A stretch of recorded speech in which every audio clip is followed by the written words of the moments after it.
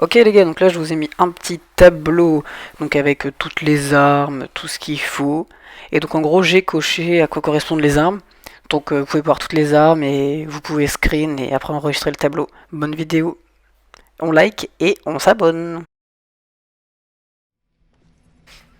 Ok, donc déjà là on peut voir le Peacekeeper. Donc le Peacekeeper c'est une très bonne arme qui est bonne à short range et middle range si vous avez un choke. Parce que vous voyez la même sur le choke, je mets quand même des bonnes balles, du 110.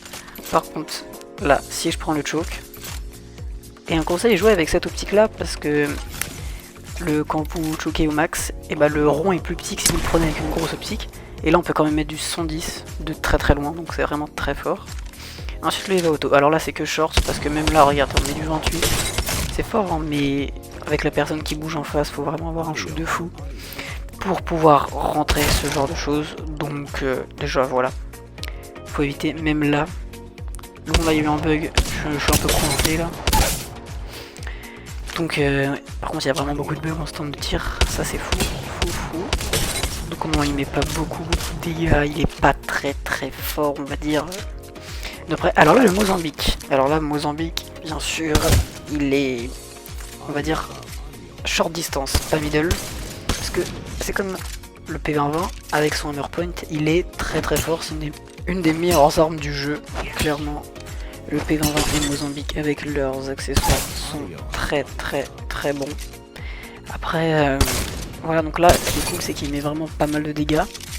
Mais c'est une arme qui va rester pour le short range, parce que le middle range il faudra trop de précision et sur les 3 balles on en mettra une sur les 3, ce qui mettra pas assez de dégâts, sachant que l'ennemi sera 100% heal et donc le Mozambique Hammer Point n'aura pas d'effet.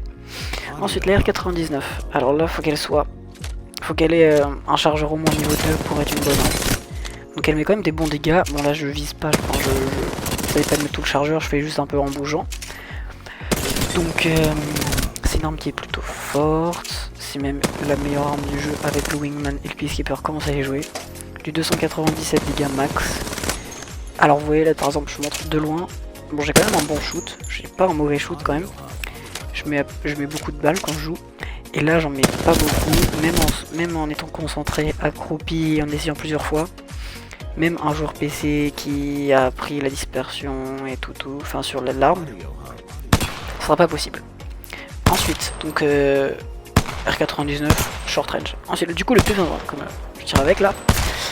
Alors, le P20 c'est une très bonne arme. En fait, je parle après avoir enregistré la vidéo. Du coup, c'est pour ça. Mais du coup, le P20, le P20 c'est une très bonne arme qui est forte qu'avec son hammer point, sinon elle est très nulle. Alors là P20 c'est pas comme le Mozambique, comme ça tire des balles et pas 3. Bah là ça peut s'utiliser à middle range avec par exemple une x2, pas une x2 fois 1, non une x2 bleue avec le petit triangle improvisé. Et donc ce qui est fort avec le hammer point, c'est que c'est très fort en fait. Par exemple juste si je braque le shield, là même en visant pas, en faisant un peu n'importe quoi on va dire, et bah c'est très fort. Donc P2020, arme à recommander, short et middle range. Ensuite le R45, donc pour moi vraiment la pire arme du jeu. Vraiment y a pas le pire. Donc c'est une arme qui est vraiment nulle. Là elle a des faibles dégâts, pas très grande capacité. Donc je le vraiment très nul. R45, pire arme du jeu, à déconseiller vraiment. Donc ouais, R45 à déconseiller vraiment. C'est vraiment pas du tout une bonne arme. Ensuite la R300. Alors la R300 c'est une des meilleures armes du jeu, bien sûr. Donc celle-là, la R300 du coup peut s'utiliser à short range comme middle range. Là déjà on voit que c'est largement mieux qu'avec la R99. Mais ce qui est cool avec cette arme, c'est que quand elle est en mode balle par balle, et bah elle a 0 recul. Là genre balle par balle, je vais mettre toutes les balles. Et j'ai même pas. Je baisse juste le joystick un petit peu vers le bas. Et tout passe, tout passe. Mais par contre, c'est une arme qui va pas s'utiliser à long range, parce que c'est quand même un fusil d'assaut et pas un sniper. Ensuite du coup l'alternator. Alors là l'alternator c'est short range. C'est vraiment short range, jamais middle range. Parce que c'est trop de recul, c'est dégâts. Donc c'est pas une arme qu'il faut utiliser à long range ni à middle range. Ça sera que du short range. Ensuite le GC Scout. Alors là une des meilleures armes du jeu aussi. Donc je vous conseille d'utiliser avec cette optique là. Donc c'est la meilleure parce qu'on peut quand même tirer au corps à corps, mais on peut aussi tirer de loin. Donc alors chez cette scout c'est corps à corps, ça peut être très très très fort. Middle range, long range. J'ai pas mis corps à corps dans le tableau parce que ça dépend vraiment du style de jeu. Et ça dépend vraiment de tout quoi. Donc voilà, ce scout, très très très très bonne arme. Une des meilleures du jeu d'ailleurs. Ensuite on passe aux armes lourdes, donc la flatline. Alors flatline c'est plutôt bon comme arme. C'est pas une des meilleures armes du jeu là pour le coup, beaucoup plus jouée par les joueurs PC parce qu'il la joue sans viser au corps à corps. Donc alors avec son hop-up, elle est très très forte mais elle a une grosse dispersion de balles en visée au jugé. Du coup elle met quand même des bonnes balles mais sa stabilité elle est pas très très bonne. L'arme elle part un peu en n'importe quoi, c'est pas une arme très très stable quoi.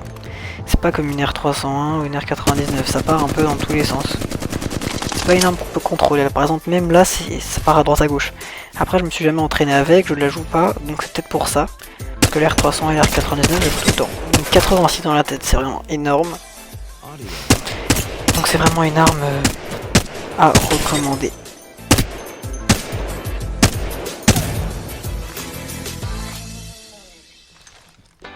Ensuite du coup la Spitfire. Alors la Spitfire c'est pas du tout une bonne arme. Elle peut être aimée par certains joueurs c'est vrai mais elle est quand même pas très très très très forte. Elle met pas beaucoup de dégâts. Elle met du 18 par balle. En tir au jugé elle est pas très très forte. En middle elle est pas très très forte. Et en corps à corps elle est moins bonne qu'une R99. C'est pour ça que c'est pas une arme qui est jouée.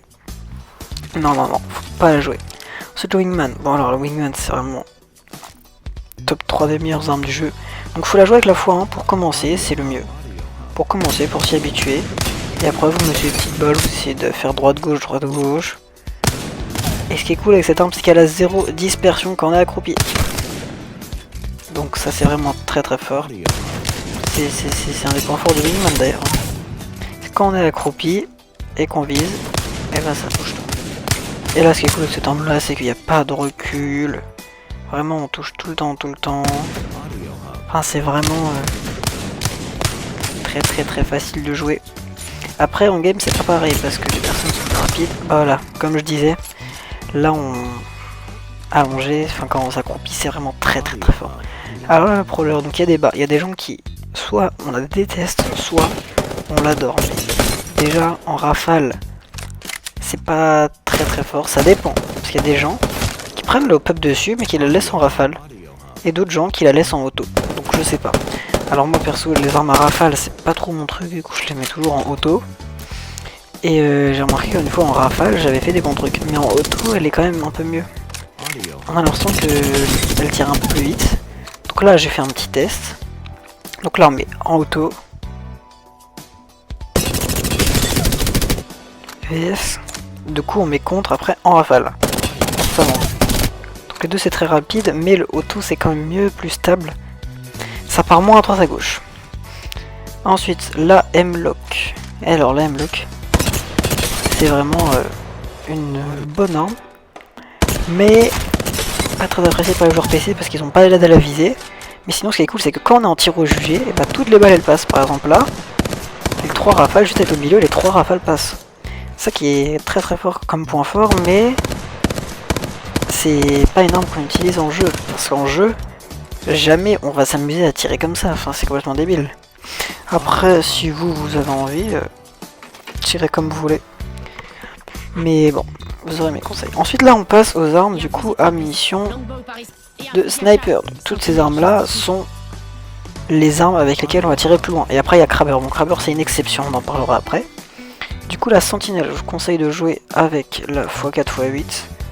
Parce que en middle range elle est quand même un peu dure à jouer.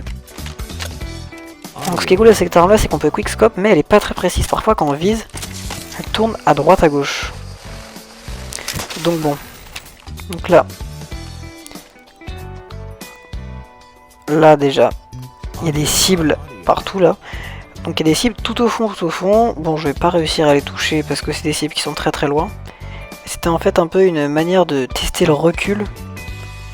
Mais le recul, il est très dur. C'est pas comme un recul comme le longbow ou comme les autres armes. C'est vraiment complètement différent. Et ce qui est dommage, voilà, je vous montre là, c'est qu'on peut tirer à droite et à gauche de la tête. Il faut bien être absolument dans le corps, sinon on ne touche pas. Faut le mettre absolument dedans. C'est pas qu'une grosse balle quoi. C'est faut être absolument. Faut bien que la pointe soit bien dedans. Sinon ça passe pas. Après on peut quickscope mais bon. C'est compliqué. En tout cas conseil, si vous savez bien quickscope, allez-y hein, mais en no-scope elle est nulle hein, bien sûr. Donc le sentinelle, arme à éviter en short range, mais en long range, c'est pour moi le meilleur sniper du jeu avec le Krabber. Donc là le charge rifle, l'arme à éviter, elle était forte saison 3 quand elle est sortie. Mais maintenant, c'est devenu très nul. Donc alors longbow, ce qui est cool avec cette arme là, c'est qu'elle peut s'utiliser au corps à corps. Je l'ai pas mis dans le tableau non plus. Parce que ça dépend vraiment de votre style de jeu. Tandis que là, avec cette optique là, c'est comme en fait le longbow, c'est comme le G7 mais avec des munitions. Donc ce qui est cool, c'est qu'on peut pas mal quickscope quand on est bien. Mais c'est compliqué quand même. Hein. Voilà, je montre que c'est un peu voilà quoi. Faut bien prendre son temps. Et après ça passe quoi.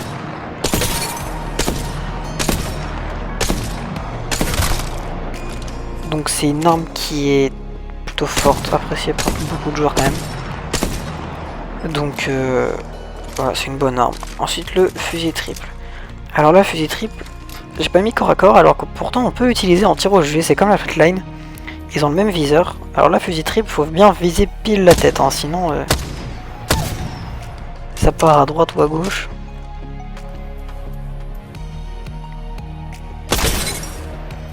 Ça met quand même 138 dans la tête, donc ce qui est pas énorme comparé par exemple à une flatline qui elle met du 86, donc c'est pas si loin. Il y a que 40 dégâts d'écart, mais si c'est pour mettre une tête, donc ce qui est quand même compliqué avec un fusil de sniper, sachant qu'il bouge et en plus charger 3 balles avec le choke, pourquoi peut-être pas prendre une flatline qui met du 86 mais qui tire plus vite et on a plus de chances de mettre une tête. Après c'est à vous de choisir. Si vous êtes plus fort au sniper, prenez le fusil triple. Après ça qui est un peu dommage, c'est que quand on flickscope, donc c'est tourner très vite et tirer, elle est pas très forte. Ensuite le Krabber, bon voilà le Krabber, le meilleur sniper. Avec le sentinelle, sauf que lui c'est le meilleur sniper mais... Enfin tout court quoi, il n'y a pas de sniper qui est au-dessus de lui. Parce qu'il met du 145, il a pas une très grosse retombée de balles. Mais il a une grande vitesse de balle, c'est ça qui est bien, comme le sentinelle. Mais j'ai dit qu'il avait pas trop de retombées, mais il en a beaucoup par rapport au sentinelle, mais pas beaucoup par rapport au longbow, donc ça dépend.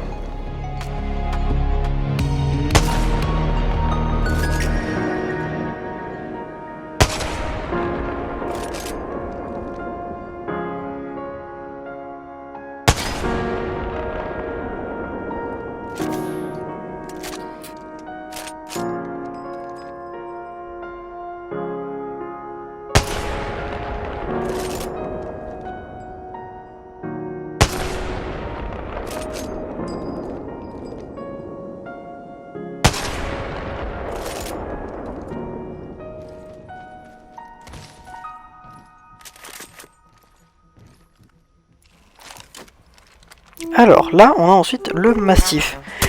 Donc, le Mastiff, c'est une arme qui est plutôt forte, pas beaucoup de retombées de balles, mais la balle prend du temps à arriver, c'est ça qui est un petit peu dommage. C'est tire, et hop, ça met tes marqueurs après. Donc il y a pas dans ton mètre balle, là je tire un peu au-dessus par exemple, et ça touche quand même. Donc c'est une arme vraiment qui va être jouée short range, pas middle, pas longue, ça se joue au corps à corps. Parce que même là par exemple, quand je me dépêche, je fais exprès de tirer un peu n'importe comment. Bon, j'ai mis un 108 parce que je me suis un peu appliqué, mais par exemple quand on tire vite, on met pas beaucoup de...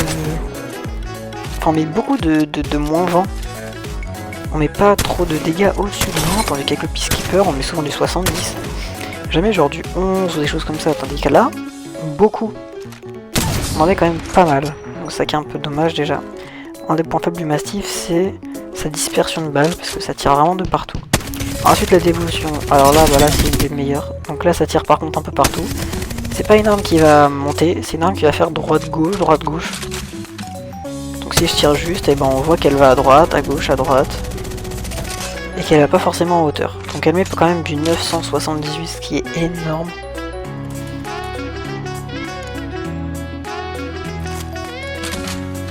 Ensuite, du coup, la L-Star, l'arme détestée par presque tout le monde. Avec son flash rouge, parce que quand on se fait laser par une L-Star, on voit rien, l'écran est rouge, on comprend rien ce qui se passe, c'est horrible. Donc la L-Star, c'est une arme, je n'ai jamais compris. En stand de tir, sur les cibles, hyper loin, je touche. Mais en game normal, quelqu'un peut ne pas bouger, je vise en plein sur lui, et je mets 0 balle sur tout un chargeur. Je ne comprends pas cette arme parce qu'en game normal, elle est nulle, mais en stand de tir, elle est forte. Je comprends pas. Ensuite, la Avoc, du coup, la Avoc, alors en tir simple, elle est pas tellement forte parce qu'elle prend quand même du temps. La balle prend du temps à arriver aussi, donc c'est pas une arme très forte. Alors par contre, ce qui est plus fort avec la Avoc, ce qui est très fort, c'est son tir auto et pas son tir simple. Donc son tir auto, pour le coup, c'est très fort. Donc il n'y a pas un très gros recul comparé à une R99, mais il y en a un quand même. Et toucher c'est compliqué. D'ailleurs avec les armes énergétiques, ça a toujours été dur de bien viser, de bien tirer. La mécanique a toujours été compliquée. Donc voilà, ça a toujours été compliqué, ça le restera pour le futur d'Apex, je pense.